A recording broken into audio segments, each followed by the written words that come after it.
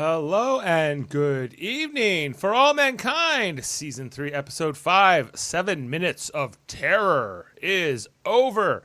And it has been since July 8th of 2022. But we're just getting started here on Live Long and Podcast as we continue our mission to watch every episode of For All Mankind and talk all about it. And tonight, it's 7 Minutes of Terror, Burials in Space, Betrayals of Earth, and a race to Mars that ends with two commanders wrestling for history. The silence of space has never been louder. Now here's the guy who's still trying to decide if Dev is building the future or just burning bridges in orbit. I'm your host, Dave Mader. And we got a great panel here to break it all down once again.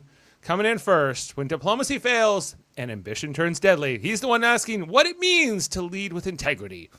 The birthday boy himself, the spiritual leader of millions of people, it's Kevin Millard. Hello. It is definitely not the way Dav does it, that's for sure. No, Dev. Yeah, Dev. Close enough. Yeah, he's not. Maybe he's got some things to learn. But we'll talk all about that. Coming in here next, he's our technologist who doesn't blink at engine theft or emotional sabotage. He's figuring out if you could really take control of the Phoenix by going back into safe mode. If it's reckless, he's already logged the warning. It's Jody Simpson. I just want to let everybody know that I am the supreme #1 follower of Kevin Millard. Yes, you're the disciple? I am the first disciple, actually. Well, all right. Well, he appreciates that. welcome aboard. Thank you. Thank you. I've been here a while. Coming in here next, from Ottawa to the Red Planet, he reads the mission like a chessboard. Calm, calculated, and never caught off guard. It's Adam Woodward. Hey, guys. I would follow Kevin. I got to say, he's got that a way about him, calm. He's already got would millions. follow Kevin. So Why aren't he's you willing to go to already billions. following him? You're right. Thanks. I am following Kevin. What Everybody does God does. need with a starship? No one will know. But, that's What where does we're going. Kevin need with a starship? We don't know either. And of course, she's watching Danielle plant her flag and lose control and Karen walk away from the chaos, all with style and steel. It's Heather Narduzzi. Hello. I don't know what kind of cult nonsense y'all are on, but I do not follow Kevin Millard here tonight. Well, there's always going to be a dissenter in That's the ranks. Yes. Well, welcome to the whole panel here tonight. Of course, we're talking Season 3, Episode 5, the 25th episode overall of For All Mankind, written by Sabrina Almeida and directed by Andrew Stanton. And the first humans land on Mars in this episode. Spoilers, of course, if you've not seen this episode of For All Mankind, we're going to talk all about it for the next little while. And the race ends kind of with a tie, in my opinion. A tie. Yeah, can't. Well, You're not first, you're last. We'll need to check the instant replay on all that. But let's talk all about it. Jody, what was your thoughts on this episode? I felt it was a little slower than the previous episode, but overall, we got some interesting plot developments and various. We also got to see the first. We won't spoil it, but the first people to land on the moon, on Mars, and it's an interesting landing. It is an interesting landing. And we'll talk about that. We got Kevin? to see our Russian spy again too. Yes, Sergei's back, and he's looking a little thinner. Yeah, spent a little while. I don't know what's going on with his lungs, but it's not good. Let's transition to Kevin. This one had a bit more talking, although it gets busier and more exciting towards the end. How about? Sure. I liked it. I thought it was great. I really thought Danny was after they aborted landing. I thought Danny was going to tell him right there. I thought he was going to be like, I totally fucked your wife. Yeah. I landed one thing, but it wasn't the planet. If there was ever a time to use it, maybe that was the moment, just to see what he would do. Yeah. That would be like a supreme douchey move, though. That'd be amazing. Well, But it's his whole story, like watching the messages, and oh my god, The actor who plays him, was- though, is just creepy enough. Yeah. oh Like, yeah, and it's just he hits it right where he needs to, I think. You know what he reminded me of was like Jack Nicholson from The Shining. yeah. Yeah. He had that a look lot, in actually. one scene. I hope Dave got a good clip of it. Like like earlier. I got some there. And Margot on the verge of getting caught. I loved all that. Margot's feeling the heat here as Aleda is figuring stuff out, and time seems to be kind of catching up here with Margot. Let's go to Heather next. Heather, what did you think of this episode? I liked it very much. A lot of good things happening, a lot of bad things happening, a lot of creepery on the Danny front, watching people's messages. No, thank you, sir. I did not care for that. But I will say I'm wearing tie-dye tonight because we see the return of Wayne. Everybody. I knew that was going to be your high point of the episode. Who is he doing well, it seems. Yes, he's doing well. And he's also talking about goo balls, which I'll wait until we get there, but I have some fun facts about goo balls, let me tell you. Yes, so, goo balls. They transition to the edibles, and Karen is tickled pink by the Karen whole is thing. into it. But I do agree with Jody that this episode felt a little more like they're setting up for the back end of the season, although a lot of really important things to the plot are happening. Margot almost getting caught, Aleda figuring things out. But given the full throttle nature of the last couple of episodes, this one did feel a little bit slower, but I still really enjoyed it. Yeah, and I don't think that that's a negative thing. It's just it's slower pace-wise, I think. Don't forget about the romance in the air with Kelly and the Russian guy, whatever his name is. Can I just say, who cares? Well, is anyone into this yet? No, I thought if anyone might be, it might be you, Heather, but not really. I don't. I think if anybody, it's Adam's into it. So, guys, this I don't know how long this episode was. Too long. Again, it was only an hour. No, it wasn't. It was longer. We came out of like episodes that were under an hour. I think the last 2 or 3, and the pace was great. There was no stupid storylines like Kelly and the boyfriend, and even Wayne. I'm sorry. I respect what you're wearing, Heather, but I don't care. You don't care about Wayne? I would have been happier if we saw Molly. And yes, that would. We got no sarcastic Molly on this episode. We saw Wayne. Yeah. She's still in the tub. She's painting somewhere. Yeah. Oh yeah, he mentions that, doesn't he? Yeah. I really did like the episode. Don't get me wrong. I just think it was season 2 unnecessary scenes. Yeah, this one was 63 minutes, whereas the last episode was 52. So there's like a full 11 minutes longer in this one. I've been totally okay with taking a couple episode break from Molly. Yeah, small doses for Molly. No, not your favorite character. Not really. No. I did like bringing Sergey back, though. I gotta say that they gotta close this loop, so this is good. Yeah, Sergey was on a rough vacation. It looks like wherever the KGB prison, the Gulag. Where he was. Do you get goo balls in the Gulag? I don't think so. No. Poo balls. Not the ones that you want, anyway. So, but nothing that. They give you coughing fits, but it's different. You do get punched in the lungs a lot, though. I understand. Yeah, it kind of reminded me of that scene in Anchorman where they're all about to fight, all the news crews, and they're like, "Of course, no one touched the face or the hair," and they're like, "Of course, faces and hair or hands off." They did go after Sergey's hair, but not his face. So that was considerate of them. Adam, any other thoughts about this episode? You just found it was a little long, or? Yeah, I actually kind of felt bad for Ed at the end.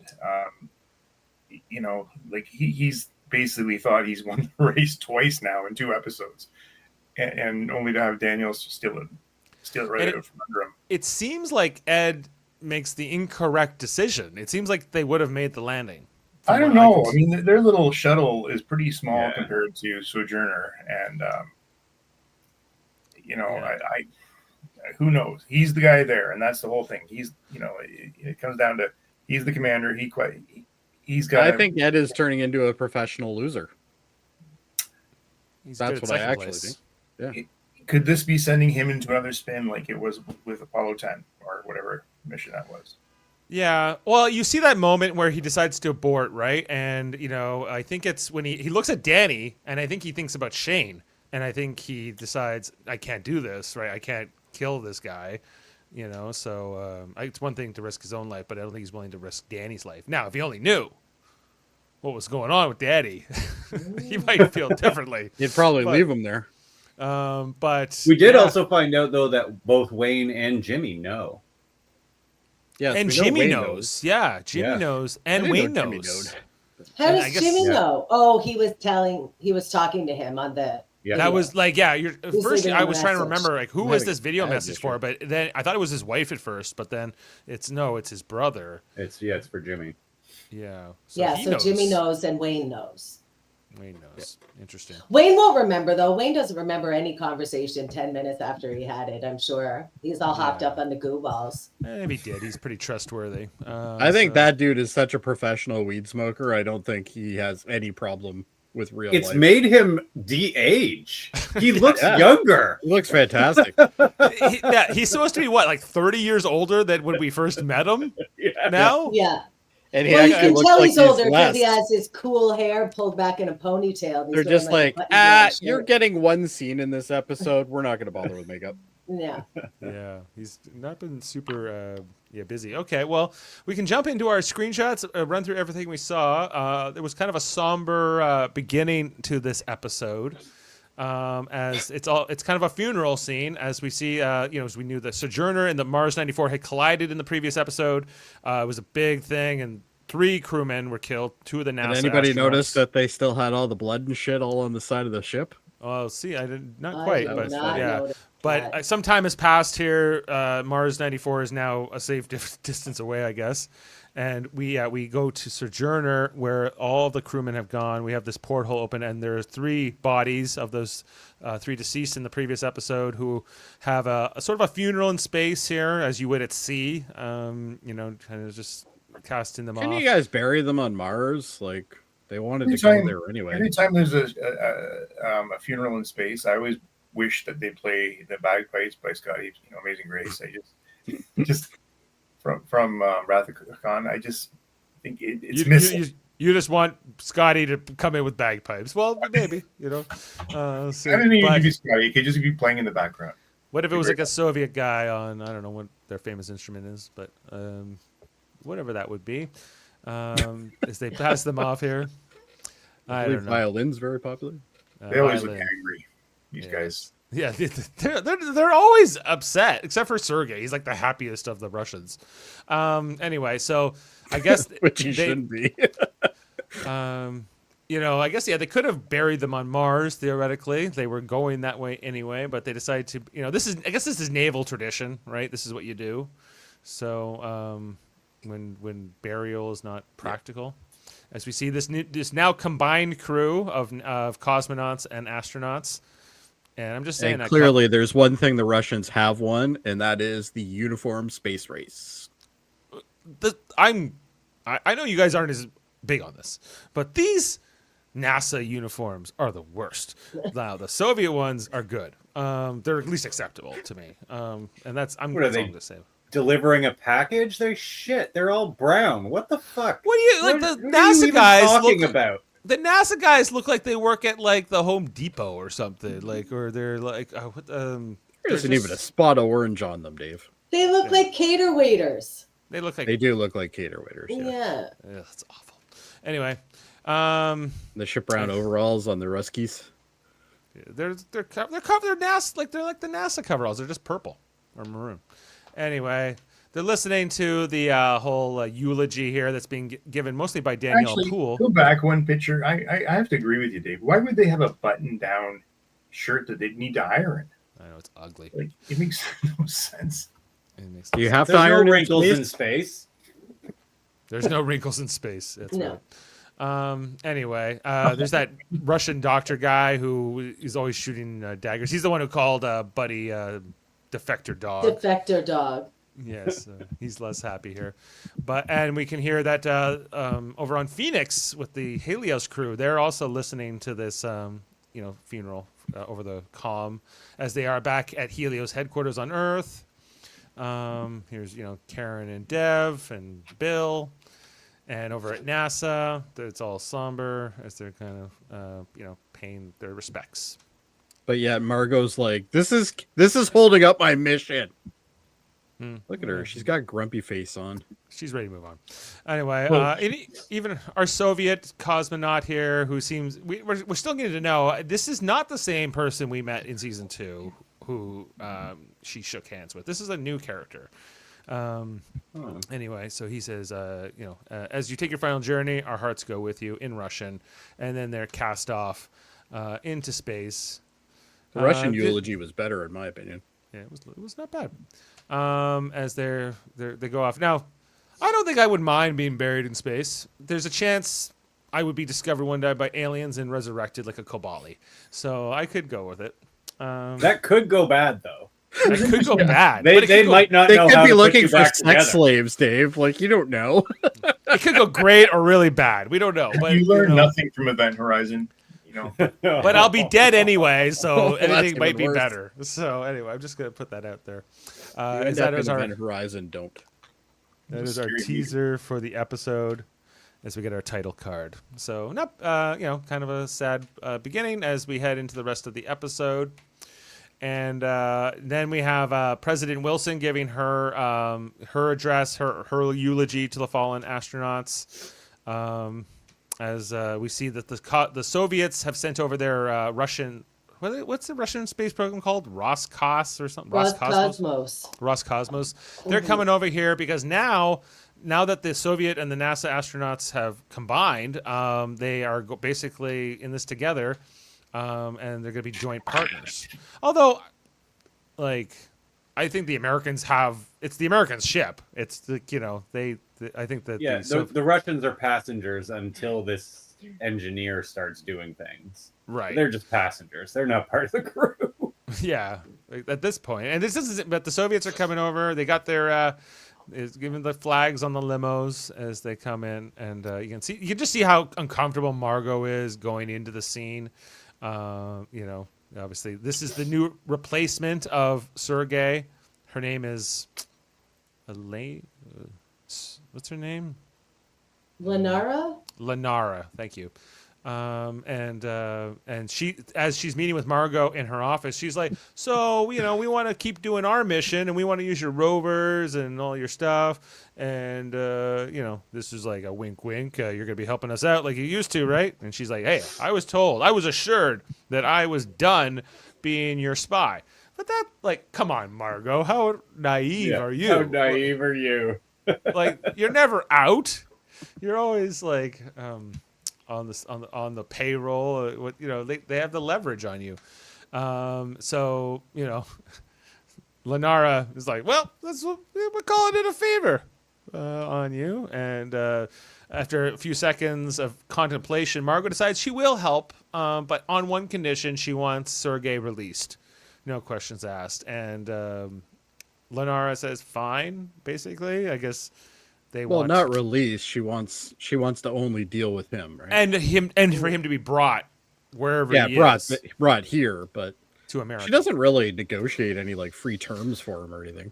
No, just that she wants to see him, and she's going to deal with him. So Lenara, I guess they want to keep her happy, cooperative. So they're if this is something they can grant, they're going to do it.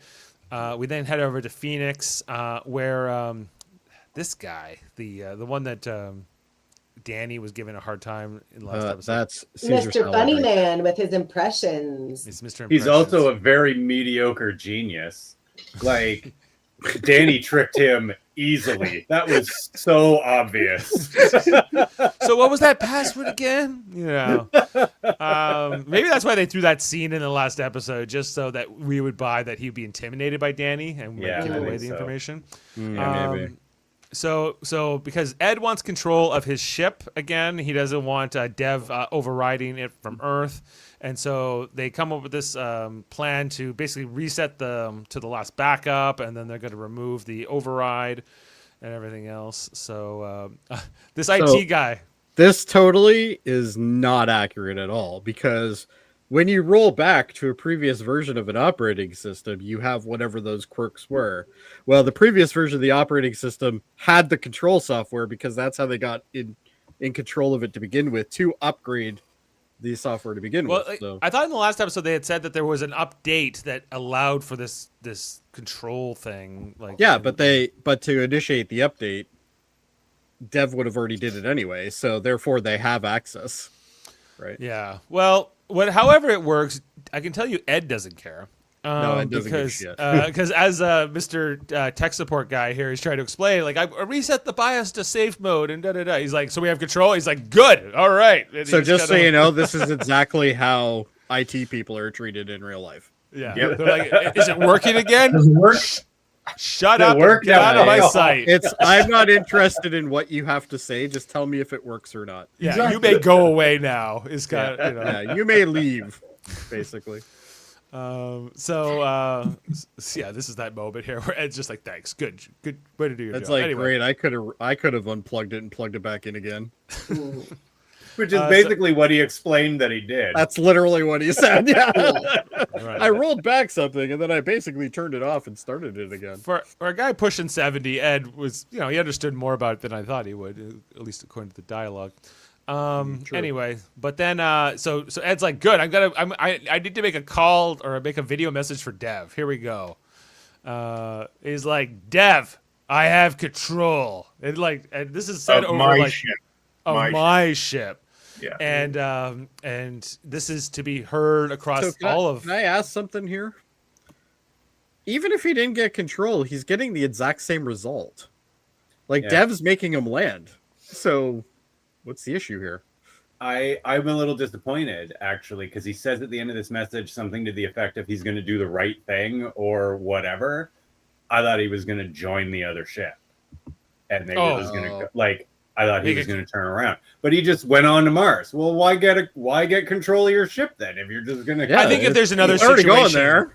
If this happens, like, let's say Sojourner needs to be rescued, and then Dev doesn't allow for that, or whatever. Anyway, it was a good speech. He's like, "You've dishonored this crew at Helios," It was very Gowron of him. Yeah, exactly.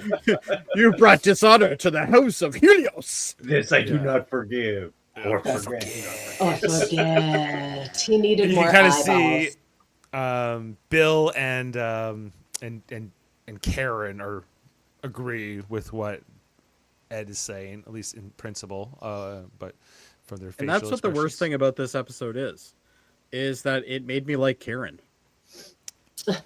Well, that's what we. It's okay, Jody. You still have Margot and Aleda to hate on. You can like Karen. It's true. Yeah. The nice thing about this show is I always get at least one. Yes, of I course. I always like Karen. It's Stevens, all three of them. Actually, even Jimmy. Oh, Yeah, I was just going to say, was, forgot there's Gordo a was fourth a one hero. because he's such a non-entity. You didn't like him in the first season, Who? Gordo. Oh yeah, no, I totally didn't like him. The first season. The second season is where they sold me on him. Yeah. No, not And- even me. So after that whole thing from Ed, sometime later we see Dev having one of his meetings with his people here at Helios, and Karen just walks up and drops her letter of resignation right in front of him, and walks off. This must mic be the drop. most awkward place in the world to work. This is, some places do Everything's have so the setup. bland and ugh. Anyway, he's like, give me the room, everyone. And he's like, you can't quit. She's like, yes, I can. And Ed's right. And, my daughter's up there and you're not helping them. And he was like, it's not my fault that the Russians pushed their engines and whatever, but it is your fault that you wouldn't allow for. No. What he said here was that the collective decided. Oh, yeah. Oh, The collective decided. And she was like, you Worship. manipulate them and you Yes. they worship you. And, and you act I like mean, it's he took the vote while she was still talking. Like, True. Yeah, so not much of a democracy. It's really funny when life is mirrored by certain things in shows that we watch. How do you mean, Jody? I'm just saying it's interesting. I need more than that. Trump. Him. Yes. Okay, you're comparing him to Trump. Interesting. Yeah, He tries has to a take fault. Karen's letter of resignation and puts it into the trash bin. Didn't even recycle it. And says you That must be a crime for him. you can't leave. And she's like, well, sue me. You're in breach of contract. She doesn't care, so she is leaving. And he tries to plead for her to come back, but it's to no avail. this is something that you always have to watch out for. someone who threatens before they ask to negotiate is no good. Yep. Yeah. Then we head back to space. This is Sojourner is taking some of the fuel off of Mars 94. This is the Soviet guy who's going to be flirting here with Kelly. Kelly being the other astronaut involved in this operation. Keep in mind, they didn't have the ability to dock correctly, but yet they have hoses for fuel that are absolutely identical. So it's Well, very the- well. But that actually comes up in the episode later. Does it? That Oh, I that's missed how it. yes, that is how Aleda knows that. Oh, that's it's right. It's a ripoff because it fits. Yeah, it shouldn't It fit, fit. and it Or shouldn't the, fit. the chances of it being an exact fit are very unlikely unless they were copying the specs. Yeah. So, yeah. That's a good point. I totally forgot about that. But this is the only thing that allows Sojourner to keep going because they would have supposed that they used too much fuel in the rescue, right? Yeah. And so this is what gives them a chance to actually go on to Mars. So So look at those marks, eh? Did you see that? Oh yeah, you can see Look at where all the, the where purple where the marks. ship where Looks like Squeezy they gave it a bit of a wash, though. So that's yeah. good. Not sure how they did that. Squeezy that's where she got. Oh, don't call her Squeezy. Well, if you can remember her real name, we'll use that. No, it's Squeezy. It's fine. Yeah. Anyway, so You know what back we need to do? We need to do that same clip over again, but for the audio when she gets squeezed. No. We have to do it like a dog toy. No. All right. That'd be great. We're gonna. Or There's just love keep- in the air, everyone. We have a cross. The image of a tube of toothpaste. That would be even better. Oh. What is wrong with you people? That'll be the YouTube edit. We're all going Just to we'll hell. we'll put a That- tube of except for toothpaste Heather. over it and just squeeze it out. Anyway, later on, so as they're getting their spacesuits off, we see here Kelly's zipper gets stuck, and this is how you start a romance. You get the guy to, bring it down, Unzip ya. unzip you. Yeah. That's All romances start that way, from what I know. It's true. right. And he kind of admits that he was the one on the radio in the previous episode saying, like, "Can I trust you? We are about to do something stupid right before they push their engines too hard." But he doesn't want. He's like, "That's a secret. Don't tell anyone that I did that." How horny is Kelly? Apparently a lot. Very. Because she doesn't really know this dude at all. Like, she doesn't No. know him from anybody else other than Yes, she and talked to him people once. never sleep with people they don't know. Or just Matt. I have standards. All right. Oh, you do you? Okay. Don't slut shame Kelly, Jody. Okay. I'm not It's slut in shaming her. space. That's not my point. My point is, like, this doesn't make any sense that she just all of a sudden does that. Well, he's not a 2 bad years looking in guy. space. 2 years in space. Yeah. 2 years in No, space. she has been in there for 2 years. Yeah. How the are they same there people. for 2 years? I thought we established last week that wasn't even. At least 6 months. It's been a while. They're up there. Oh yeah, I it think the hasn't whole been 2 mission years. is 2 years.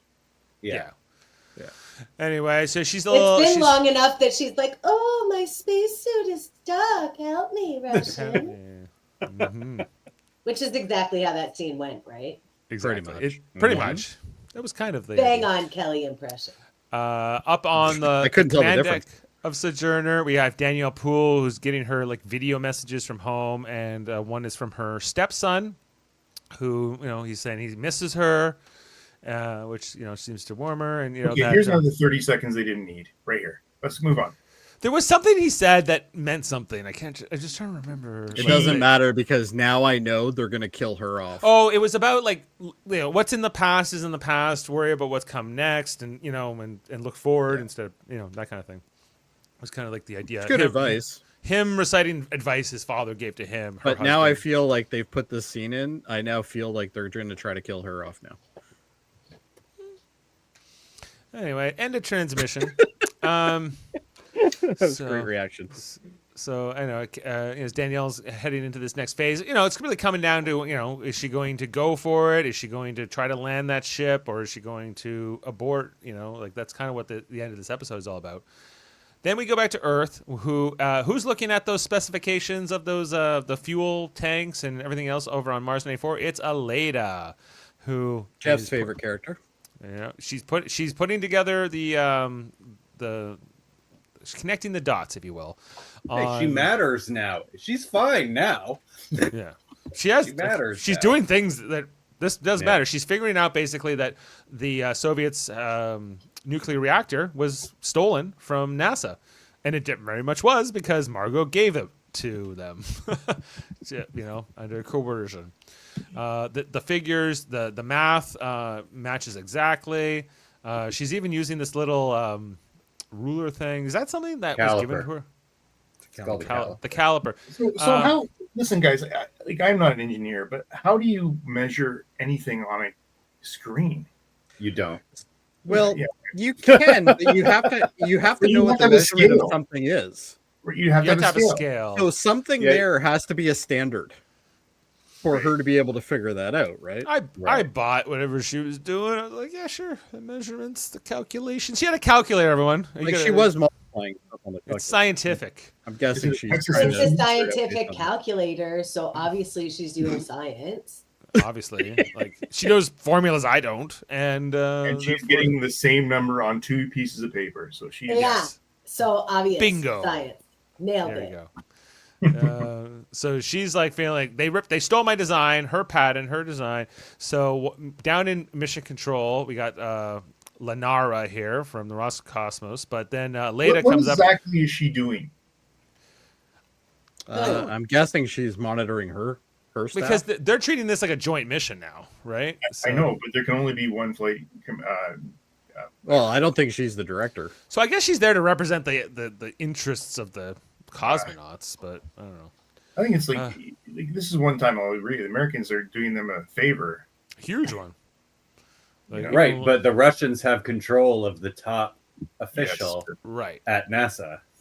Mm-hmm. Right. So would this all be happening if Margot wasn't trying to keep them happy? Maybe not, or at least not to this extent.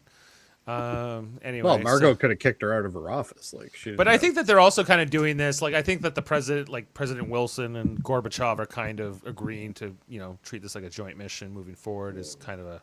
Well, you do see the press thing with them later on. Yeah. Right? Yeah.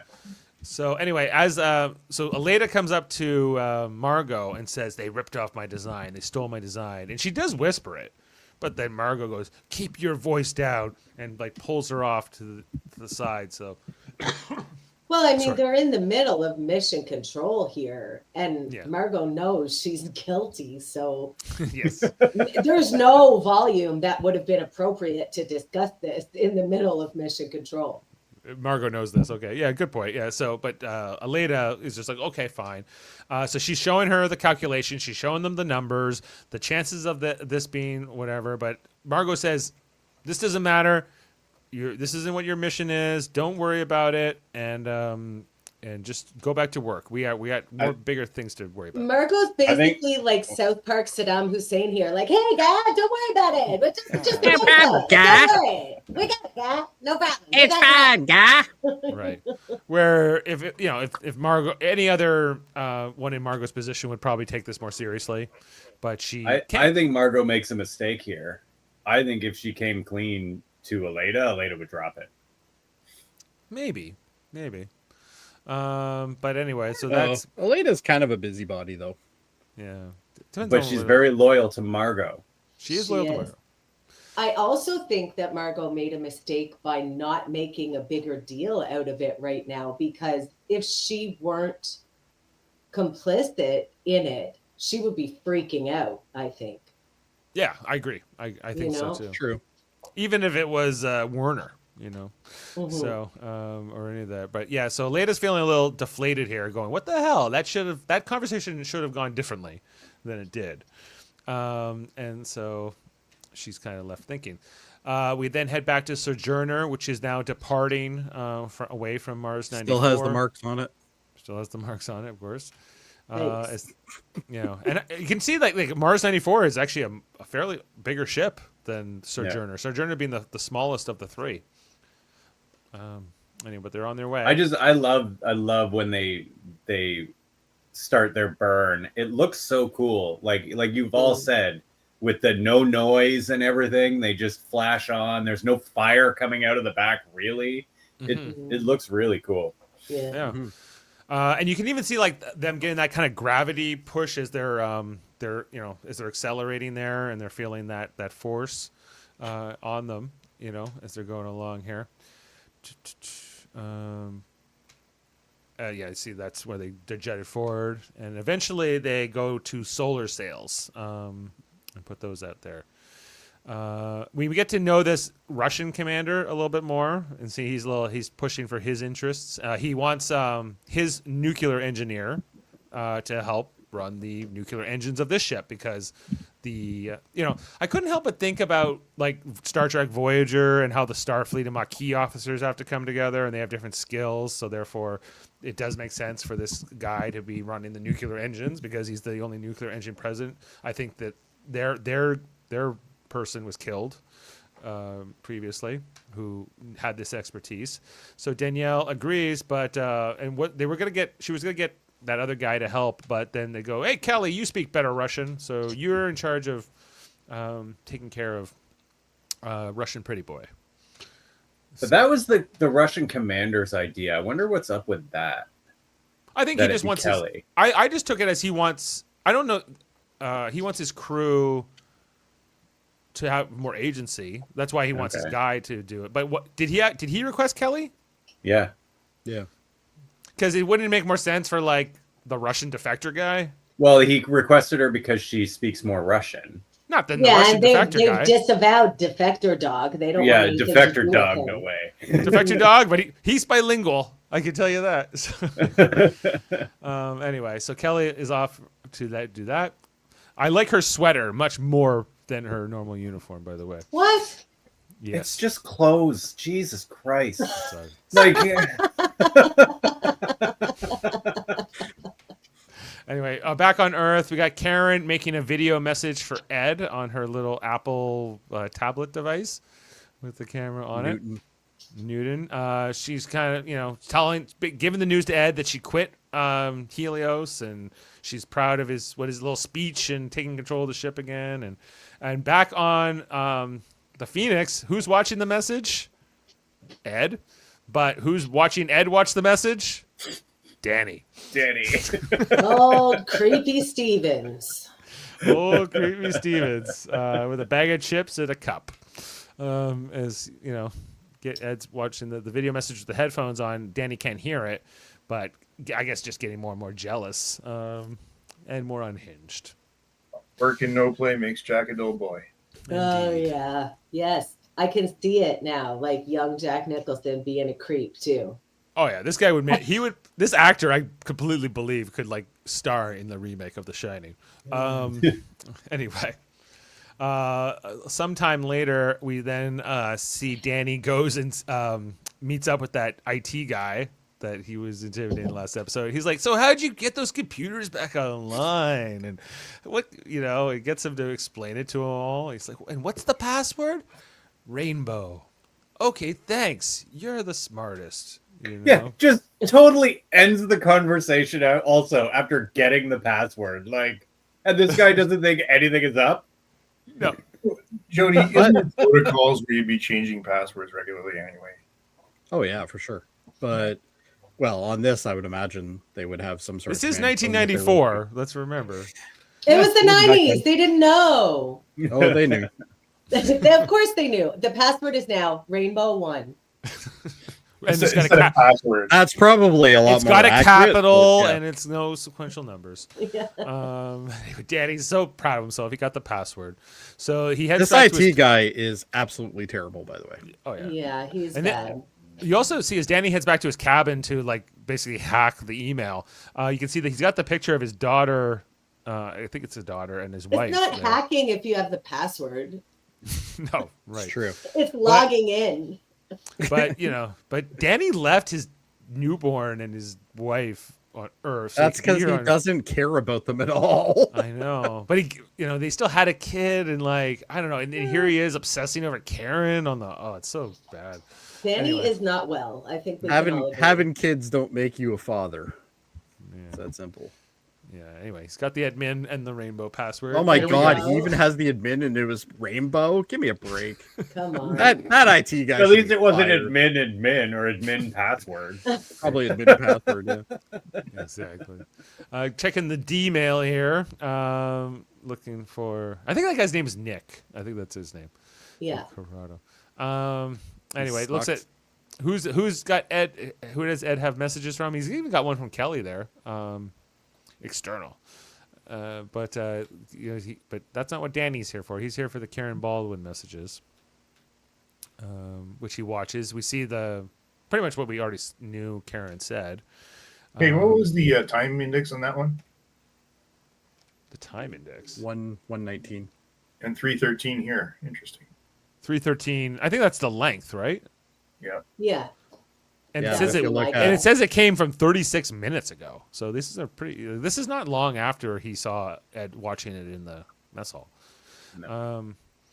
Anyway, so he's getting there, watches the Karen message. I don't know, very uncomfortable. the whole Does thing, things we don't want to see on camera, so they didn't show us, perhaps. which is good. But then after he watches I guess that comes later. He eventually will watch the Ed response message. But anyway, we're going to come back to that. Then we see Sojourner with the solar sails going out, and I need to know this Russian's name. Bob. I think it's Grigory. No, is that the commander? No, Grigory is Knetsov is the commander. It's And this Ivan. Ivan. Nuri. I think it's Nuri. No, it's Nuri. not. That's just, No, I don't know what his name is. It's Ivan. I don't know. This guy, he it's not, but it is now. He accuses Aleda of talking too fast. And he can't follow her instructions. But I wish Kelly had been like, it's a video. You can watch it back again. Yeah, like and it seems like he did do that a couple times. surely in the USSR in this timeline they have video playback. Like but it's you more know, that he's DVD. just They just have those external VHS rewinders. they they have just to have to use. take the tape out every time. yeah. Well, it's also he doesn't know all the acronyms. Our either. VCRs do not rewind. He They start- also wouldn't have any excuse to talk to Kelly about it if he just used the Yeah. playback. There He's you flirting. go. He's doing some VHS. There's some flirting going on. They make some And jokes. now she's got the stupid shirt back on again. Yeah, he asks. Well, don't get me started. Then he asks her about, That's exactly. you know, are you from Vietnam? And he said you should go to Vietnam. It's so great now. Well, he says people of color. you know, yeah. something. He learned English from listening to NWA. Yes. Straight out of Compton, that kind of Right. stuff. Have you ever been to Compton? She goes, no. That's where all the colored people are, with the ghetto. Yeah. He did So- not say colored people, Dave. She did. people People of color. of She color. said people so, of color. So different. So, Very different. yeah, of course. And then she goes flying away. Is this the conversation where he calls her a fascist? That's after. That's some good flirting. Yeah. Makes me hot, that's for sure. Yeah, it's definitely he was doing good work. I think he's an op. Speaking of ops, here's Margot. She's playing the piano with her metronome. Doing the only thing that she's good at. Ugh. Well, it ain't running. It ain't running and keeping secrets. I can tell you that. Yeah, this is where we get Sergey comes back. And we see Sergey for the first time, looking pretty thin in his suit, looking pretty... I wanted him to like come in like all beat up and stuff, but I was pretty close to it, Jody. He's It beat is. up on the inside. I love that they And put him in a look, suit that's too like- big for him. He's gaunt. His Oh, that's head a good is th- too that's a big, good point, His dark under his eyes. He's got no hair. He's clearly been through some shit. Yeah, I wonder if the actor... Did anyone else notice and was creeped out by when he was coughing into the into his handkerchief and into the tissue, and then he dabs his eyes with it after? Yeah. Like, what the fuck, dude? What are you And then he puts doing? it back into- I didn't know. you want pink eye? That's how you get pink eye. but He's just happy to have one. like I'm just they wouldn't. I mean, they gave him the same suit he probably went into the gulag with. Probably. Yeah. That could be, yeah. Yeah. And so it's been like 2 years, I guess, for him, right? So it's not been going well. The conversation with him and Margot, Would have Pretty killed this sad. woman to smile. What? Oh, she never smiles. Well, he. Are you fucking serious right now? Tell this woman to smile? No, I said that woman. But- Wow. It's not a happy conversation. Like it's, I know, but she also gets to see somebody she hasn't seen in 2 years. I get it that he's obviously but not the same. the feelings are complicated. I guess. Yes. She's angry, Jody. Well, I know she's angry, but still, there's going to be that second or two of relief to see him and stuff like that. Like, because for all she knew, he was already dead. Like, she didn't know. Yeah. He is in hard shape. And then he begs her forgiveness. Yeah, he feels really bad for everything he did, all the lying and everything else, and that he didn't have a lot of choice. And she accepts that he didn't have the choice. I love what she says. I was angry. I'm still angry, but I know you had no other choice. Like you couldn't make another choice. Yeah. She also says that I thought like when Gorbachev took power that they got rid of all this kind of barbarism with the gulags and the torture and everything else, but he goes, not from KGB. Gorbachev can't do anything but KGB. You might as well try to control a rabid dog. Yeah. Right. So then that transitions. We go back to Phoenix, which guess where Phoenix is?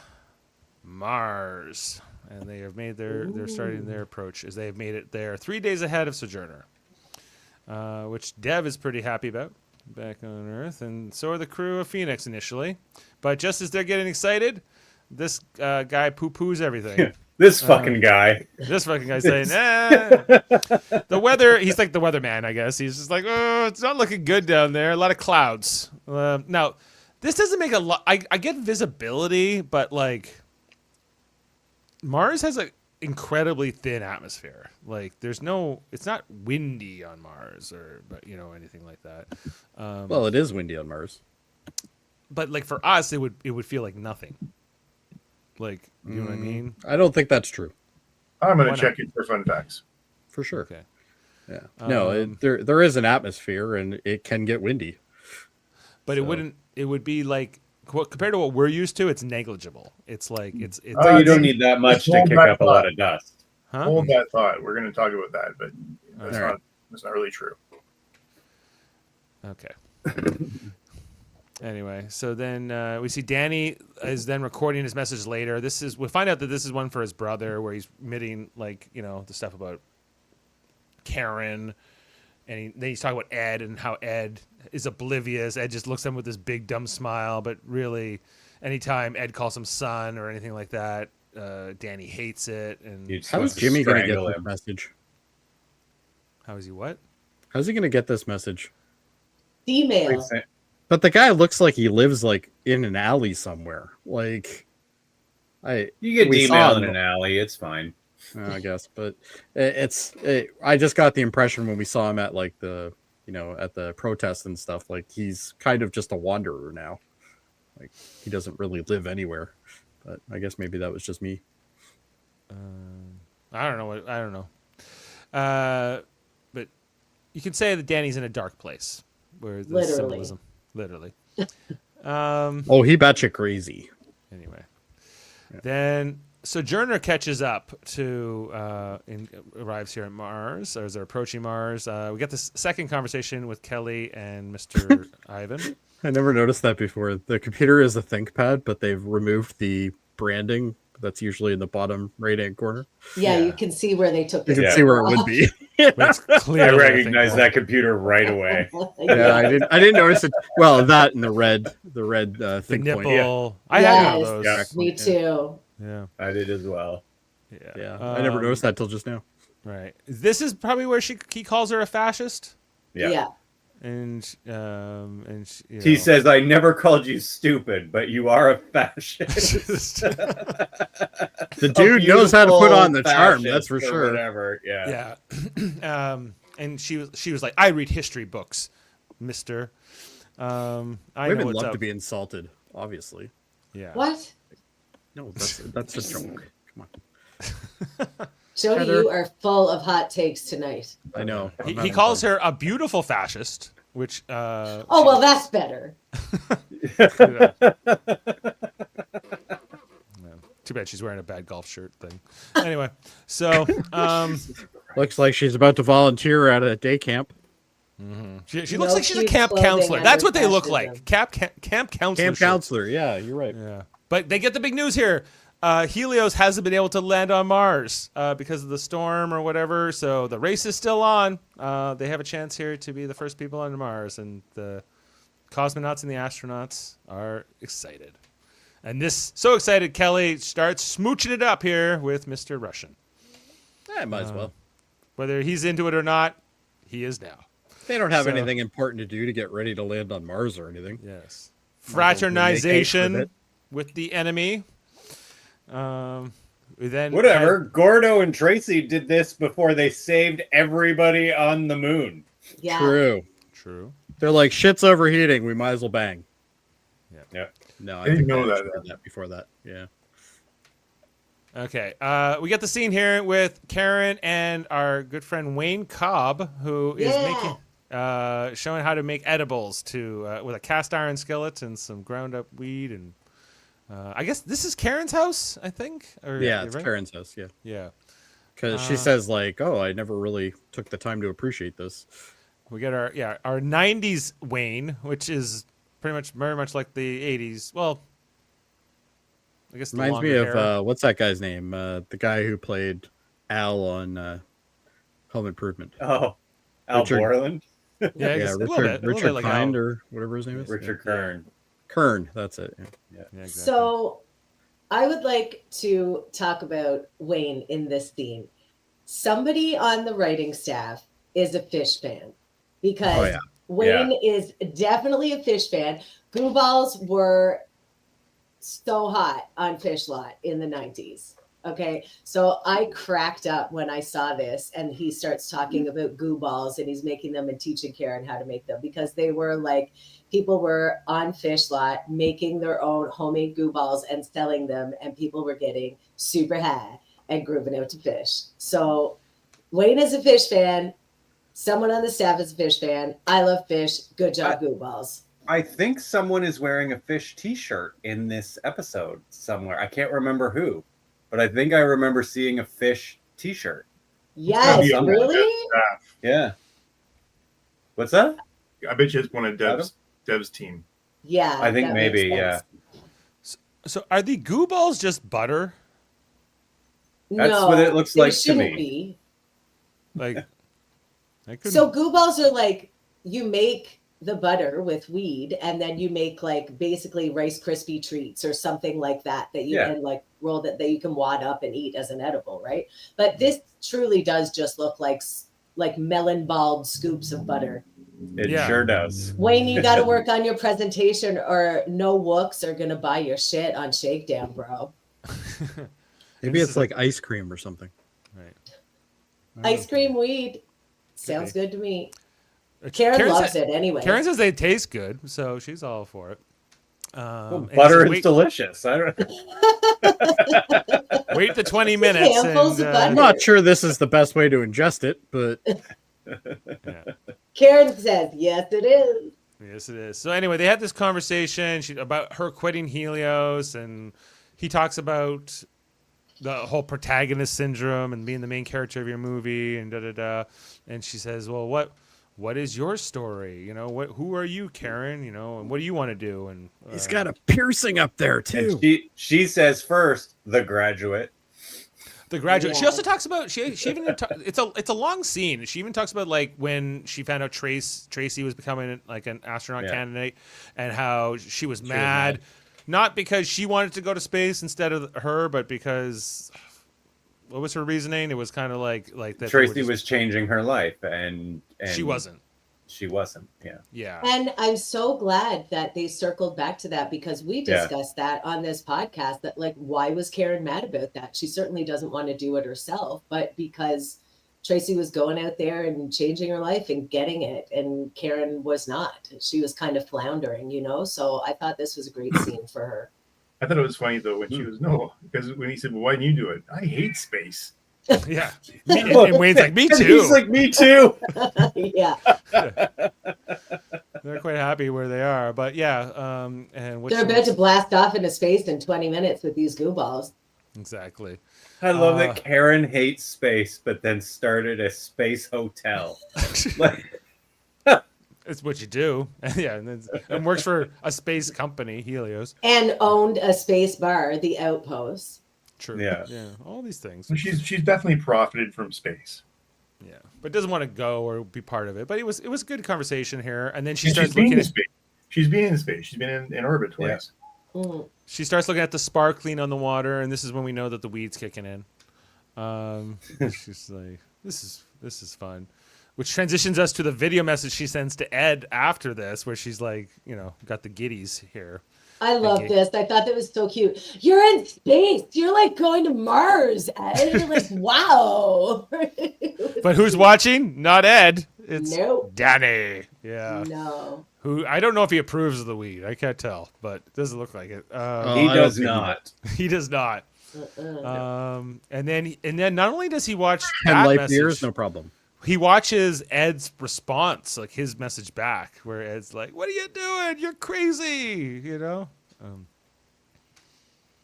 Anyway, but just then, who's at the door as Danny's watching this? It's Ed, who wants to meet with Danny in his cabin. And Danny's like, "Oh no, do you know I'm watching your mail? I didn't know you knew how to look into that." No, Ed's like 100. He doesn't know how to figure that out. No, he wants that card game that he's been asking Danny apparently for 6 months to play. Yeah. So, they're talking about Apollo 10. A rough conversation. This is a rough conversation. Yeah, they talk. It's like, "Oh, me and your dad, Apollo 10, all those things." But then they start talking about Karen. Well, more Danny talk about Karen and asking Ed about Karen. They start getting into. He said, divorce. "Yeah, I bet you she's a fireball." Oh yeah, she is. How do you know that? Oh, when I worked at the outpost. That summer I worked at the Outpost. That's how. Yeah, and then he's like, "Oh, watch out for suppliers who didn't pay on time." Sweet cover, Danny. Good job. But he would know her personality just from growing up around her. Like, it's kind of a weird question for Ed to ask. It is a bit. Or Yeah. de facto sons who she gets a little too close to. Well, yes, but it's not like he's pretty much known Karen and Ed his whole life. Yeah, So- and he's been there for the terrible spaghetti constantly. So it's, I'm sure at this point, Well, yeah, he's more put in his traumatized by dues. that than anything. Right. Because then Danny starts, "Did you cheat on Karen?" And he says, "No." Come to think of it, maybe that's the problem with Danny. There's Gross spaghetti. Yeah. You Well, think Kelly turned out all right. that's the problem? True. The spaghetti?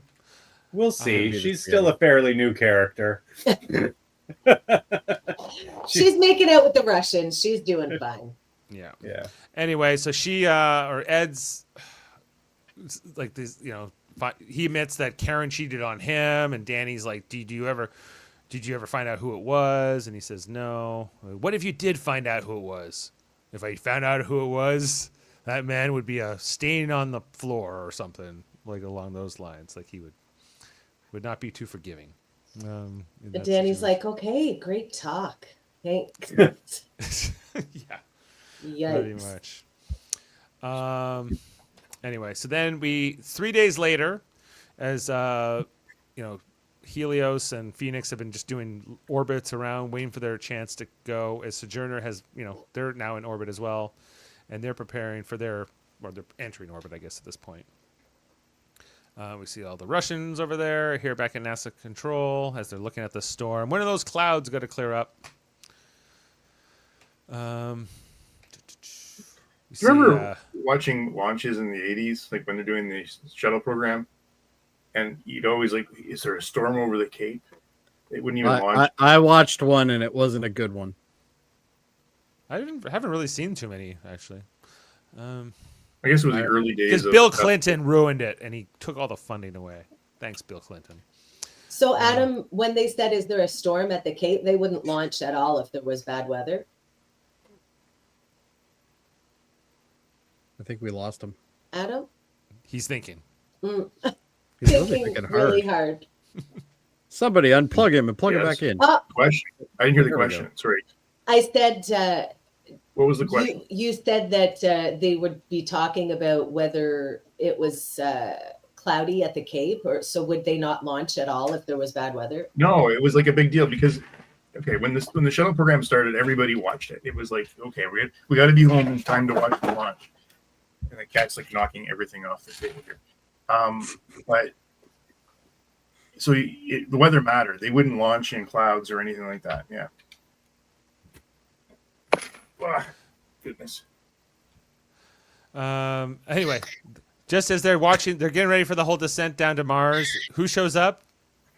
Aleda, and she's not letting this go. She's got binders. She's got specs, and she wants to talk to Margot. Read the room. Like, this isn't when you do this. Yeah. So, but Margot's like, okay. So they go up into the observation deck where no one else is, and she's like, I told you to let this go. And Aleda's like, I can't let this go. They stole our thing. So she basically gets out the numbers. She's able to prove that the Russian engineer guy that Kelly's smooching with, he knows the specs of the nuclear engine down. And the reason he knows the numbers so well is because they're the exact same numbers that the NASA engine had 2 years ago, the original design before they were updated, closer to the launch. And you can just see Margot as Aleda's figuring this out, presenting her this case in front of her, and she's like, uh-oh. She's like, fuck, I'm caught. I'm caught. I am caught. Margot, she can't even try to hide it, right? So she's like, okay, well, once this is over, once we have our astronauts on Mars and all that, then I will take this to the Department of Justice, because they're convinced that there's somebody who's the mole that's leaking the plans over to the Russians, and but this is not the moment. We got something else to do right now, Aleda. So Aleda's okay. Thank you for hearing me out. And as Aleda was about to clean up the binders, but Margot stops her, and then Margot goes into that old phone booth room. Which I don't know how much use it gets anymore, but it's still there in the observation room, where she's just having a. They don't let Ed in there though. No, he'll break it. No, they're okay. They still keep the room in case anybody needs to have a panic attack about being found out about their treason. Correct. Well, it's now the treason panic room. Yes. It's excellent timing. Well done. So then we get the news report about the race to Mars. They kind of explain to us this whole thing about the landing sites and how they have to decide. Hey, what happened to Linda Park? She's not back this season. She was just in the 80s. She retired by the 90s. Anyway, so they have to make their landing point decision at a certain time, or they have to do a whole orbit around Mars again, which takes 2 hours. So Helios is in front of Sojourner, so Helios has to make that decision first if they're going to do it. Gusts up to 75 kilometers an hour, according to what the wind is. Now, on Earth, that would be very strong wind. Absolutely. So, is like a hurricane would be like something like that, right? No. That's not even a touchy hurricane. Well, what's a hurricane? Like 300 to 400 kilometers? Category 1 is like... Kilometers an hour, not miles. So. Yeah, kilometers an hour. All I know is 75 kilometers an hour on Earth is not actually that bad. So category one is 119 to 153 kilometers an hour. Okay. So that's the weakest storm. That's the weakest. So this is half of that. Yeah. I know when it gets up to like 30 kilometers an hour here, it's pretty damn windy. Like, not that you're going to be blown over, but it's not pleasant. The temperatures there are between 190 Kelvin and 247 Kelvin. Which in Celsius, I don't know what that is. Lots. I don't know either. But lots. That's hot. That means it's warm, right? Well, it should be colder. I thought Mars was cold, but anyway. I don't know. Maybe it's not lots. I don't know. I don't know what the Kelvin conversion is. Anyway, we got everyone's here now watching the hopefully they're gonna be able to land. Ed gets the call here to look at the weather report. It looks like just like the same as yesterday, but then they do an A/B and they're able to see that it is clearing up. It's so 200 Kelvin, Dave, is minus 73 degrees. Oh yeah. So it's very cold. Very cold. Very cold. Okay. But they're going to try to make this landing. It's got to come down here to Danny and Ed. They're going to do it. Let's go. On Sojourner, they're trying to decide if they're going to make their call. I thought it was interesting that, I'm about the uniforms, that they put on these orange spacesuits to land the ship, and then they're going to change into different spacesuits to go outside later on. I guess these are more for sitting in the seats, but it's like it's a different suit. Anyway, that's consistent with like the shuttle takeoffs, program. like with their takeoffs, right, and stuff, and landings. Anyway, I'm guessing they each have different environmental properties, maybe. maybe, yeah. So what's different here is that the Phoenix is not going to try to land its entire ship. It's just going to stay in orbit. They have more of like these pod things that come down, like shuttles, which is what Ed and Danny are taking. Now, in terms of spacesuits, I don't know if I love the Helios spacesuit. It's a little rounded, guys. I like how it has the logos for Helios on like the gloves and stuff. It's like, You know what it's missing? It's missing a few buttons down the front and a collar. And a little logo. Yeah, right. It's better than that. So anyway, it looks like some rich billionaire decided to design spacesuits, and that's what he came up with. yeah, That's the Cybertruck of spacesuits. Yeah, It's kind of the shuttle of space. I don't think they're that ugly. The shuttle is awful. The shuttle's Yeah. basically just a trash can inverted. yeah, it's a little shuttle. Anyway, so Danny's trying to decide: am I going to try to go for this, or are we going to do another orbit? And as soon as they realize that Helios is going down, Mr. Russian commander is like, "We have to go. We can't let them beat us. They're going to steal the honor from our two great nations, even though they're all Americans over there too." But so mostly just from the Soviet side of things, but they're not representing America, I guess. And Danny says, "You could shut the hell up, and you could turn off his microphone if he doesn't quiet up soon." But they're playing her role very well. Like the conservative one, the one that's worried about safety all the time first. While Ed's Ed's more than full steam ahead kind of guy. Ed's a little bit more reckless, but that's what's so out of character. They're setting this scene up just to be their character types, and then it completely flips. Flips here, whereas Ed's going first. He's going down here with Danny. They're already starting to make their descent. And what surprised me was that Sojourner doesn't have like a shuttle or like a lander. It's just going to land the entire thing onto the surface of Mars. Well, it was also a ship that was built in space, so kind of makes sense because they took off from the moon, right? But they took off from the moon. But taking off from Mars is harder, right? Because it's still got atmosphere and more gravity. Yeah, I would imagine it would be. Yeah. But easier than Earth, I guess. Anyway, so they've decided they are going to go for it. They're going to land Sojourner, which can even handle the re-entry. I guess being a shuttle. As Ed and Danny are making their way down, they're getting alarms. They can't see anything. Visibility's crap. The alarms are going off constantly. And then Ed has this whole flash to Apollo 10, where am I going to go for it? There was even Danny was talking about that earlier when he was recording that message to Jimmy. We get a flash of Gordo from that. I think this is just archival footage, and them giving the moon to the Russians and things like that. So all that's going through Ed's mind as he makes this approach. Meanwhile, NASA's following the progress of both, everyone on their edge of their seat, trying to figure out what's going to happen. And I don't know. I'm kind of yada in here to the end, but Ed even. Well, without seeing it, it's kind of hard to explain it. Yeah. But then, like you see, like as Ed is approaching, they seem to like narrowly miss like a mountaintop here on Mars, and I think this is where Ed looks over. Yeah, he looks over at Danny and goes, "I'm gonna get this guy killed." Like thinking about how and he was talking about Shane dying and how that never got easier and the pain of all that. And it's at this moment, just as they're about to like hit the surface, he says, "I'm aborting," and Danny protests, but he goes, "My decision's final." Rah! And you're gonna deal with it. So, but if you're close enough to touch mountains, you're already in the atmosphere, so it makes more sense to land at this point than it would be to actually go back up. This is all. But not if you don't know where the ground is. If you don't know where the ground is, you can't.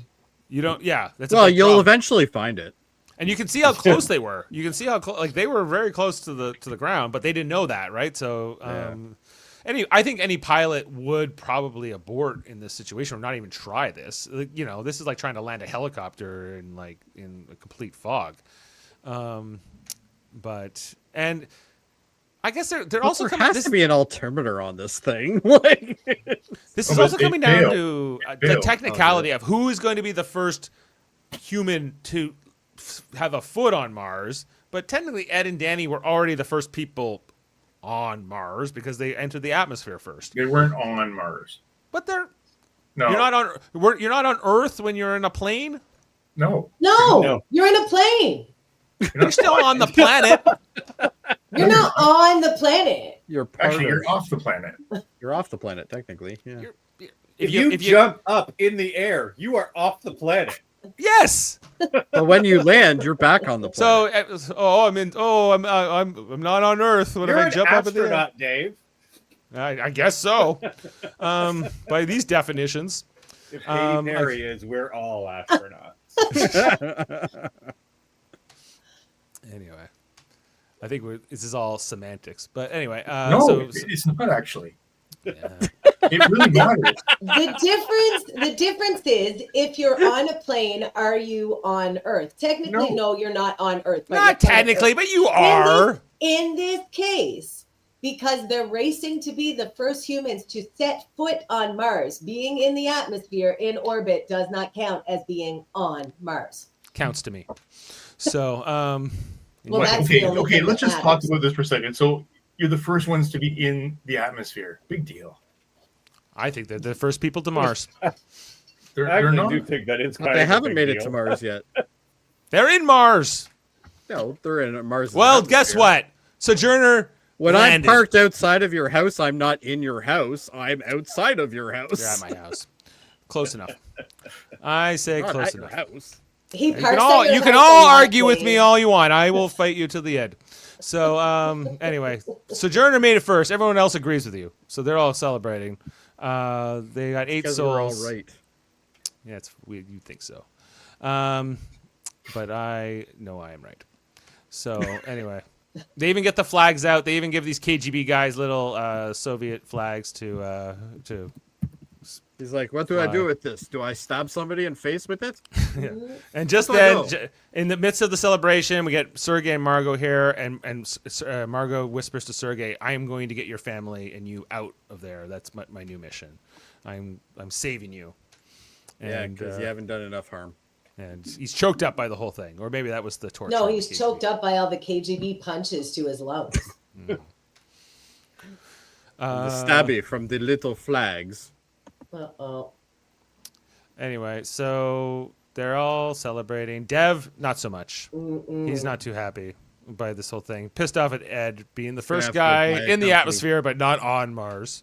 So he's going to have to go back. Dev's And going to then- go buy a company, and then he's going to end up being friends with the president. It's going to be great. Yeah, this one guy who gives like this look over to Dev. I'm not sure what he's supposed to represent. Maybe an investor or something, I'm guessing an investor. a shareholder, Yeah. something like that. Maybe a primary shareholder, yeah. Dev is feeling embarrassed. Like they still went to Mars. Like they still got to Mars orbit first. Yeah, you're the Like, first private company to go to Mars. I think that's still pretty impressive. still pretty impressive. But he's a big fucking baby, so it doesn't matter. But they Yeah. didn't actually get to Mars though, Dave. I disagree. Like it's a big deal. They didn't make it first. They're not there. I They're know. not on the You've all made your positions very clear. Yeah. I know what you think. You just so anyway. Even the Gorbachev and President Wilson celebrating, in the Oval Office. They're happy. We see Sojourner has landed here on Mars, and they're getting ready to go out there.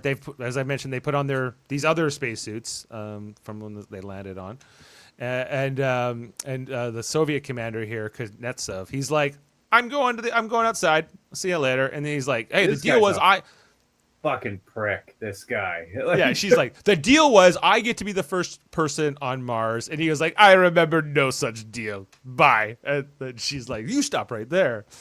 Hey, He went for it. So then we're like, okay, we're about to see the first human being walk on Mars. This was a great way to end the episode, though. Yes, Yeah. especially the announcer saying how inspirational. Like, Yeah, As they're falling down together, as they're tussling. swinging down. That was together. great. Yeah, I we see loved them it. watch. We got this Times Square, which I feel like this was taken from like New Year's Eve or something in the 90s. Yeah, very cool. Yeah. As they're look, they're coming hand in hand. They are celebrating their partnership here, and they walk onto Mars and fall over together, laughing. I'm sure along the way. I still think the Russians got there first, technically. no, Technically, Danielle, I think, put her foot on first. No, because I he's don't got think that front foot going before she even stepped off. I think the screenshots are deceiving. I'd say all of them have landed on Mars the second the plane landed on Mars. But you know, Oh, so now you have to Oh land on my Mars. God. I guess I'm on the second floor of my building here. I guess I'm not on Earth anymore. No, you are, because you're connected to it. I'm The connected to it. building is connected to Earth. So is the ship. Fine, fine, you got me. First Yeah. one to walk on Mars. Oh, Jesus. They're walking on the ship, which is on Mars. Let's get to the fun facts, for Christ's sake. No. That might be the best intro to fun facts ever. Fun facts with Give us the science, Adam. I'm just Tell trying us to think of what defines a person. Like, hey, here's a question. If you're in the bottom of Mount Everest, are you on Mount Everest? Or have you made it to the top? No. You got to be on the top. Well, But No, you are technically on it. Yeah. on it. Yeah, okay, sorry. You're on Mount Everest. But is that anything to talk about? No. No. I'm talking about it. Sorry. So, what's this episode called? 7 Minutes of Terror. 7 minutes of terror. This is actually a phrase used by NASA. It's to do with the intense entry, descent, and landing phase, known as the EDL. Everything has an acronym at NASA, right? So it begins when the spacecraft reaches the top of the Martian atmosphere. Engineers have referred to this as the time it takes to land on Mars as the 7 minutes of terror. So it's a thing. Mm-hmm. They talked about how many satellites they'd lost. Yeah, and just like how dangerous it would be. Like, you know, the chances are you probably want 2 missions because one of them might fail and one might crash or something like that. You know, as we almost saw here. Do you think Ed and Danny were going to die if they had tried, or do you think they would have made it? I actually was thinking that might be an outcome of this. So I would have been okay with that. You know, how long do we have to live with this storyline? Because I'm really getting like I don't know about you guys, but this Danny, Karen, I like Karen, but Karen is the best one of the group. I'm just getting a little bit tired of it. I just want you to know I love Jaded Adam. Jaded Adam is a great addition. It started in Strange New Worlds, and now it's just moving on to all the other ones. No, this is. We only have so much time in the day to watch things, and you know when they waste time, you know. Anyway, so hey, do you know what kind of punishment Margot could get if she actually is found out? Yeah, Firing treason, squad? execution. Well, the worst case. There was a guy named Jack Teixeira, a former Massachusetts Air Guard member, who was sentenced to 15 years in prison for leaking classified military documents to the war related to the war in Ukraine. So it's actually something called the Espionage Act. Involved sharing sensitive information on social media. So long and short, it 15 years just for sharing military secrets rather than how to build a spaceship. She would be in trouble. Let's face it. I don't know if we're going to get there in this show. I hope we do. I hope we do too. That's a court case I'd love to see. Me too. I just want to see Margot go down. I don't think Okay. they probably wouldn't execute her. No. So Dave, your question about Mars. So the top wind speed on Mars is actually 60 miles an hour. So it's that 100 kilometers an hour. So you're right. It's not awful. It never gets up to like those crazy winds. Like, But I think 100 but kilometer it's an also hour it's not winds just about the speed of the wind; it's about the density of the atmosphere. So what they said here is that because of the grit and the dust on Mars is so fine, Mm-hmm. and you remember The Martian, like they had that horrible storm and it knocked everything Yeah. over and all that. That the winds wouldn't have happened, but the dust is electrostatic, I guess is the word, and it sticks to everything. Yes, and it's So- very coarse, right? No, very fine. Fine. So it gets in everything, and that's the biggest problem they Yeah, found. you actually. get it in like fuel intakes and Everything. a whole Yeah. bunch Right. of It's stuff. it's similar to the moon dust in some ways. I think. Yeah, I guess the difference is that they don't think the moon has any dust storms, right? No. So interestingly enough, the moon actually has, or sorry, Mars actually has a dust storm, a global dust storm about every 5.5 years, which covers the whole planet as well. Really interesting. Not the time to go. Not the time to go. You And gotta if check you're your vacation there plan during on that that. time, that would suck too. Pardon me?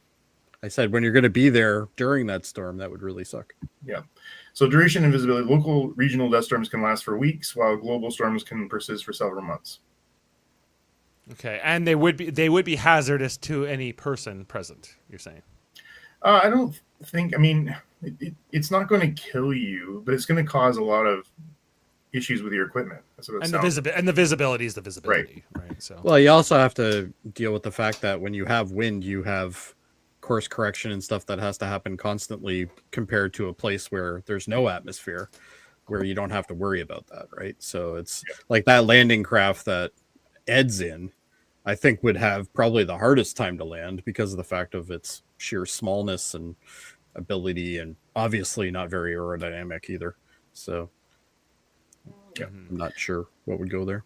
So compare the gravity. So on the moon, it's about 16% of Earth's gravity, and on Mars, it's about 39%. right. Like even just like that little pod going down, it's now in Mars's gravity, and that Ed is able to have enough thrust to get back up to the ship was impressive. Like I don't even know if that's feasible because as far as I understand, nothing's ever been launched from the surface of Mars. Like we've only landed things on Mars. But I imagine theoretically that pod would have to be able to. It would have to be able from to. the surface back to the Well, ship. it's got to be able to go back up, right? But it So- like because the reason we can go to the moon is because there is no atmosphere. And the Right. gravity is so low where it's very easy for that lander to come and go. But on Mars, it's not as hard as it is on Earth. Because on Earth that would be impossible, right? Like we know like even like a big Saturn V rocket, like with all that thrust, barely gets out of the atmosphere. yeah, most of the thrust is used in the atmosphere.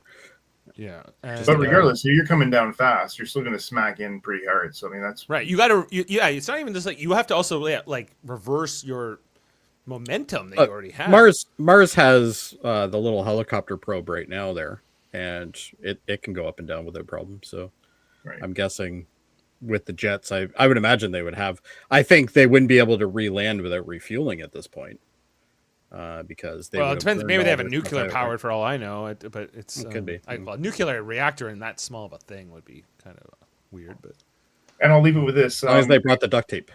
When Alita was talking about the nuclear rocket motor, she says herself, once is happenstance, twice is coincidence, and the third time it's enemy action. And it's Mars actually has Matt Damon. it's a quote from the novel Goldfinger, written by Ian Fleming. Interesting. Ooh. Good Okay. Well, movie. thank you, Adam, for those. You know what? fun I have to facts. say one more thing on this. I liked Alita. Like I like Alita in this season. I just wish she was angrier, like she used to be. You want angry Alita back? Okay, we're gonna Especially remember now. this. She's like found out somebody stole her design. Like she should be fuming. She's pissed. She is pissed. She'd be calling the president, Ellen. Well, she was taught not to jump over the chain of command. Yeah, it's either. chain of command. I know. So, And nobody would ever suspect that it's Margot. Let's face it. Do we think that Alita suspects it's Margot? I don't think Yeah. so. no, I don't No. think she does. No. She's her hero. Right, and remember, Leda stayed at NASA. She was offered that plum job at Helios, and she stayed here. She did, and she gave Karen that really nice speech, like that shutdown about how Margot helped her out and gave her a shot when nobody else would have. So she's proud to be Margot's girl. So if and when she finds out that it is Margot that did this, she's going to be gutted. Then we're going to see angry Elena. Exactly. Angry Elena. Well, we'll see what we get. Okay, well, just on that note, then we'll head into our ratings and put up our score for the episode, everyone. Boom, boom. Okay. Jody, would you like to start us off tonight? I'll give this one a 9. Oh, wow. That was more than I was expecting from you. Adam? 7.5. It was 8 for me. Kevin? 8 as well. Heather? 8. 8. How am I the most optimistic one here? Well, that's... It's got to happen sometime. All right. All right, well, we're averaging an 8. I'm scared. 0.1 tonight. We all are, Jody. This has a what is this? The average score on IMDb is exactly 8.1, which is exactly what we gave it. So we're with it with over 1,700 votes. So that's technically our lowest rating of the season so far. It has been a great season so far. Yeah. It has been a great season. This was definitely the slowest episode and too long. There was a lot. It wasn't bad. It wasn't a bad episode by any means, but a bit of a transition episode, and I think it's setting up a lot of other things more than it is doing things, right? Other than, I guess, the landing itself. All right, well, that is 7 Minutes of Terror, and 8.1 out of 10 is our score. And looking ahead to episode 6, it is called New Eden. New Eden. And I think that's Ed's shuttle. The Popeye coming back down, so looks like they will make it, everyone, and we'll get some. Everyone's gonna be partying on Mars. Woo, woo. On Mars or in the atmosphere? On Mars, in the dirt, which is where the action is. All right. So guys, Artemis 2 launches in April. Yep. For a 10-day mission just to do a flyby of the moon. But we'll still be talking about this then, right? And when is that happening? Sorry? April. Well, it takes us about... might not be, actually. But, yes, if Season 5 comes out, which it's supposed to. It's supposed to come out this year. So we still have to get through 4. But, yeah, I think by April we could be into 5. It's cool. We should do a live watch of the launch or the flyby or something. Yeah, that's a cool idea. Mm-hmm. Is that the people are going on that? Or is that just like a Crew of 4 launching in April for a 10-day mission. Right. It's kind of still amazing. Well, there's that quote that you shared from J.D. Vance, like, why can't we do things like we used to and everything else? But I was like... Talking about how American talent Americans send... They didn't need to bring foreigners in to get to the moon. Right, just Nazis. Just Nazis. No They're foreigners. Problem. It was, but just, I guess what I was thinking more about with that was just like, we used to land people on the moon all the time, and now we're trying to go back, and it's like, okay, next spring, everyone, we're gonna do a circle around the moon. Hold on, and then sometime after that, we're ready to land again. And so, like, it feels like we've lost something. Well, I think Artemis is scheduled. I think the actual manned mission is scheduled for, I think it's 29. So it's not too far when you think about it. So the this mission in April actually has a Canadian on it named Jeremy Hansen. Ooh. Yeah. Go Jeremy. Go Jeremy. Born January 27th, 1976 from London, Ontario. He's a fighter pilot. He has a bachelor in space science and a master in science of physics. He's fluent in English, French, and basic knowledge of Russian. Okay, Jeremy, good job. Nobody's Sounds about gonna be right. shooting Jeremy on the moon. I didn't know like He's space science. going to have a space romance. Yeah, I didn't know space science was a specific branch of science. Like I thought it's just, It does sound made up though, like you're trying to impress somebody when you're out and you're like, yeah, I have a degree in space science. I've heard the term like astrophysics, so I guess that would be like space science, but It's space science in layman's One of the terms. space sciences, yeah. yeah. Anyway, okay, and if you didn't know, on this channel we also cover other shows like Star Trek: The Next Generation. We are been going through all those episodes. We are into season 3 right now, and this Thursday will be our next installment. We are covering an episode called The Survivors, season 3, episode 3. I think Adam and Kevin and Jody Good tea. and Heather. Are you on? Nice this one? house. I don't No. think so, but I'm not sure. Heather, you want to stand in for me? I can't. Let's talk about it later. I don't know if I can either. Yeah, and I think Stephen Waters is also on this panel. So yeah, we got a bunch of fun crew coming in for it. So look out for that. Last episode was Worf in it. Yeah, good tea, Hands nice down. house. Yeah, so look out for that this Thursday. And our recent episode of Trivial Debates. Well, we're still in September. This is still fresh. It was still this month. It was Seems a like good ages one. ago now. Yeah, but it happened. All right, everyone. Well, that's it. I think we'll sign off for tonight, and we'll see you next time for an episode of For All Mankind. Take care, everyone, and live long and podcast. Good night. And happy birthday to Kevin Millard. Happy birthday, Kevin Millard. I'll join your Thank cult you. now. All right. Everybody's on board now. It's great. Honor to the House of Millard. Beam up some Star Trek content with Live Long and Podcast. A roundtable movie discussion with Hey, did you see this one? And take a peek into the darkness with Heard Noise, Must Investigate with Michael Chan. Watch us duke it out on Trivial Debates. And let's chat about TV with the Super Mater Brothers. It's all here on the United Federation of Podcasts.